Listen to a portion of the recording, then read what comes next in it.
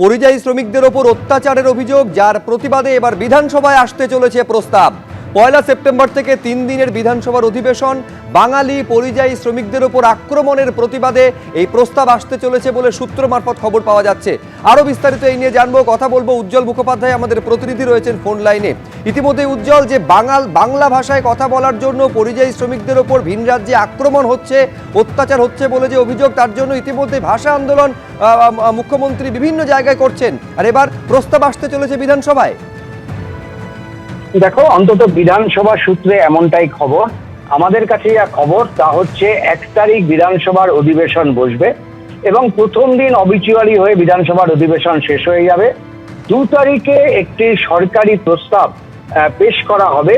মূলত সেই প্রস্তাবে বলা হবে যে বাংলাভাষী পরিযায়ী শ্রমিকরা দেশের বিভিন্ন প্রান্তে কাজ করতে গিয়ে কিভাবে নির্যাতনের মুখে পড়ছেন, একাধিক তথ্য দিয়ে বলা হবে যে এটা আসলে বাংলা ভাষার উপরে আক্রমণ, বাঙালিদের উপরে আক্রমণ।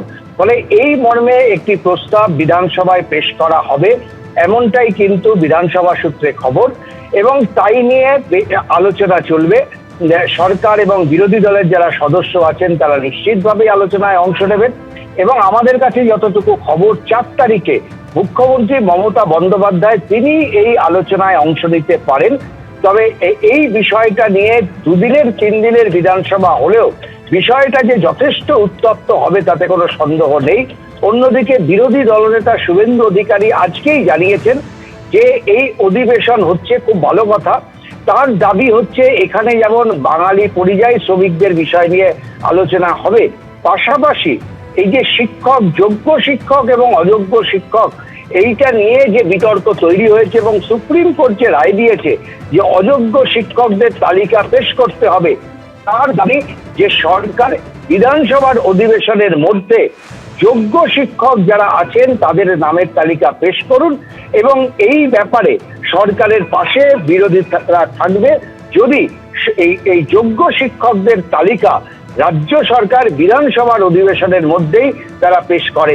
ফলে একদিকে যোগ্য শিক্ষক এবং অযোগ্য শিক্ষক এই নিয়ে সাম্প্রতিককালে সুপ্রিম কোর্টের রায়, অন্যদিকে বাঙালি পরিযায়ী শ্রমিকদের ওপর, বাংলা ভাষী পরিযায়ী শ্রমিকদের উপরে দেশের বিভিন্ন প্রান্তে যে আক্রমণ, এই দুটোকে সামনে রেখে বিধানসভার অধিবেশন কিন্তু যথেষ্ট উত্তপ্ত হওয়ার সম্ভাবনা রয়েছে। ধন্যবাদ উজ্জ্বল।